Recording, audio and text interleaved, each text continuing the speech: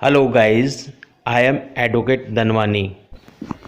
मैं बात करता हूँ कानून की और आज हमारा एक नया विषय सूचना का अधिकार, राइट टू इन्फॉर्मेशन या आरटीआई क्या है। आज इसके बारे में विस्तार से बताने जा रहा हूँ। दोस्तों, हमारा देश प्रजातांत्रिक है और प्रजातंत्र में जनता ही सर्वोपरि होती है। जनता द्वारा दिए गए टैक्स की राशि से ही सारी सरकारें अपना खर्च चलाती हैं। ऐसे में जनता ये जानना चाहती है कि जो पैसा हमने सरकार को टैक्स के रूप में दिया है वह पैसा सही खर्च हो रहा है या नहीं। दुनिया के लगभग 75 देशों में सरकारों से सूचनाएं लेने के अलग अलग कानून बनाए हुए हैं।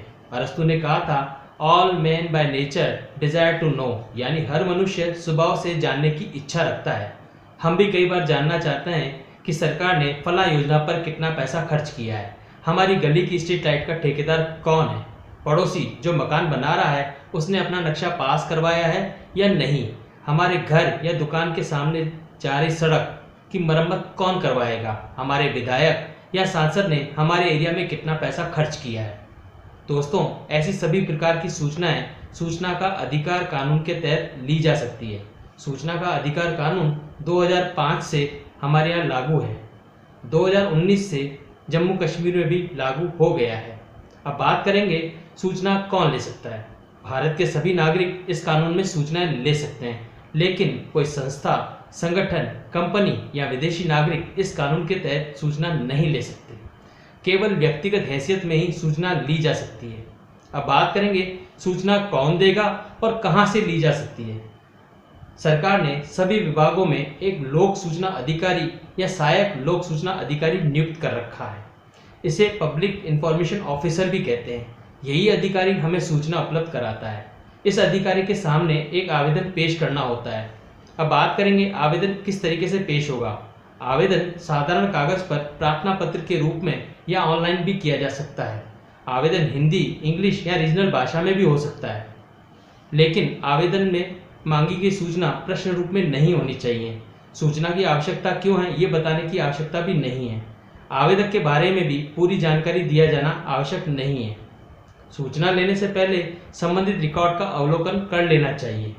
आपके पास अगर चाहिए गई सूचना की जानकारी पूरी नहीं है तो पहले रिकॉर्ड देख लेना चाहिए। उसके लिए अवलोकन या इंस्पेक्शन का प्रार्थना पत्र पेश करना चाहिए।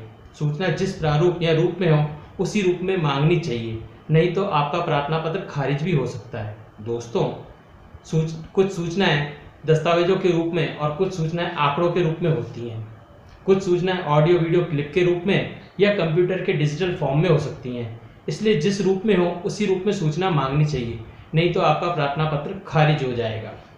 अब बात करेंगे सूचना प्राप्त करने के लिए किस प्रकार का आवेदन होना चाहिए और आवेदन में कौन कौन सी जरूरी बातें होनी चाहिए। आवेदन प्रार्थना पत्र लिखते समय कम से कम आवेदक का नाम, पता, मोबाइल नंबर, विभाग का नाम, सूचना का विवरण, चाहिए कि सूचना किस प्रारूप में आप चाहते हैं या किस रूप में आप लेना चाहते हैं उसका ब्यौरा अवश्य होना चाहिए।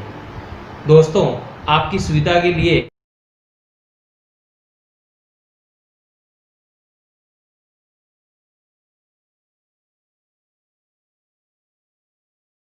इन पर देख पा रहे हैं। अब बात करते हैं कौन सी सूचनाएं ले सकते हैं और कौन सी नहीं। यूँ तो हर प्रकार की सूचनाएं इस कानून में ली जा सकती है। देश की संप्रभुता, सुरक्षा और अखंडता संबंधित रखने वाली सूचनाएं आप नहीं ले सकते। विशेषाधिकार को भंग करने वाली सूचनाएं, देश के आर्थिक और वैज्ञानिक हितों से जुड़ी सूचनाएं और ऐसी सूचनाएं जिससे अपराधी के भागने की संभावना हो वह भी आप प्राप्त नहीं कर सकते। ऐसी सूचनाएं जो विदेशों से इस शर्त पर प्राप्त की गई हैं कि वह सार्वजनिक नहीं की जाएंगी, या ऐसी सूचनाएं जो न्यायालय ने अपने आदेश से सार्वजनिक करने से मना कर दिया हो वह भी आप नहीं प्राप्त कर सकते। इसके अलावा कैबिनेट मीटिंग में मंत्रियों व उनके सचिवों के बीच की बातचीत को भी आप सूचना के अधिकार कानून में नहीं ले सकते। अब बात करते हैं सरकारी विभाग के अलावा कौन कौन सी संस्थाएं हमें सूचना के अधिकार कानून में सूचनाएं उपलब्ध कराती हैं। दोस्तों, सरकारी कंपनियां, ऐसी संस्थाएं जिनको सरकार वित्त उपलब्ध कराती है या जो सरकार द्वारा दी गई वित्त की राशि से संचालित होती हैं, जैसे एनजीओ, स्कूल, कॉलेज, सरकारी अस्पताल, सरकारी बैंक और लोकल प्रशासन जैसे नगर पालिका, पंचायत, नगर सुधार न्यास और ऐसी निजी कंपनियां जो सरकारी योजनाओं का कार्य ठेके पर करती हैं, उन ठेकों के संबंध में यदि कोई सूचना मांगी जाएगी तो वह उन निजी कंपनियों को देनी होगी। अब बात करते हैं इसके लिए फ़ीस क्या है। दोस्तों, इसके लिए बहुत ही नॉमिनल फ़ीस जो कि 10 रुपये है दी जाती है। ये फ़ीस आप नगद, पोस्टल ऑर्डर, चेक या डीडी के द्वारा भी दे सकते हैं। ऑनलाइन आवेदन के मामले में ऑनलाइन ही देनी होती है और प्रतिलिपि का शुल्क 2 रुपये प्रति पृष्ठ के हिसाब से देना होता है। यदि कोई सूचना डिजिटल फॉर्म में है तो फ्लॉपी या सीडी में लेते समय आपको 50 रुपये पे करने होते हैं।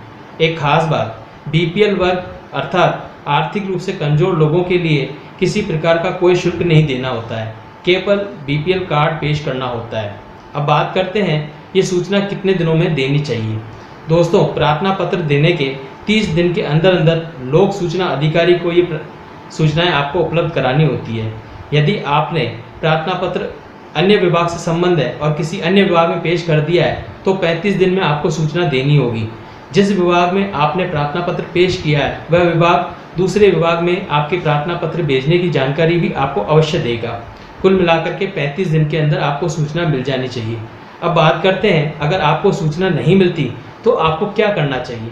दोस्तों, इसके लिए अपील होती है, जिसे अपीलीय लोक सूचना अधिकारी के सामने अपील एक प्रार्थना पत्र के रूप में पेश करनी होती है, जो कि आप 30 दिन के अंदर पेश कर सकते हैं।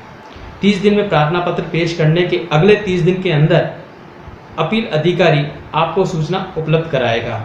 अधिकतम 45 दिन के अंदर वो सूचना आपको उपलब्ध करानी होती है। अब बात करते हैं यदि अपील अधिकारी आपको सूचना उपलब्ध नहीं कराए तो आपको क्या करना है। दोस्तों, उसकी द्वितीय अपील होती है। द्वितीय अपील राज्य के मामले में राज्य सूचना आयुक्त और केंद्र के मामले में केंद्रीय सूचना आयुक्त के सामने पेश करनी होती है और ये अपील 90 दिन के अंदर, यानी कि प्रथम अपील खारिज होने के 90 दिन के अंदर द्वितीय अपील पेश की जा सकती है। दिल्ली और केंद्रीय शासित राज्यों के मामले में द्वितीय अपील केवल केंद्रीय सूचना आयुक्त के सामने पेश करनी होती है। दोस्तों, एक खास बात और है, यदि आपको लोक सूचना अधिकारी ने सूचना नहीं दी है और सूचना आपको प्रथम अपील या द्वितीय अपील में मिली है तो आपको कोई भी कॉस्ट खर्चा नहीं देना होता है, यानी कि जो प्रतिलिपि का शुल्क है वो आपको नहीं देना होता है, वो फ्री दिया जाता है। बल्कि जिस अधिकारी की वजह से आप सूचना लेने से रह गए हैं उस अधिकारी के ऊपर 250 रुपये प्रतिदिन के हिसाब से 25,000 तक का जुर्माना भी हो सकता है। तो दोस्तों, आज के लिए इतना ही। धन्यवाद, शुक्रिया।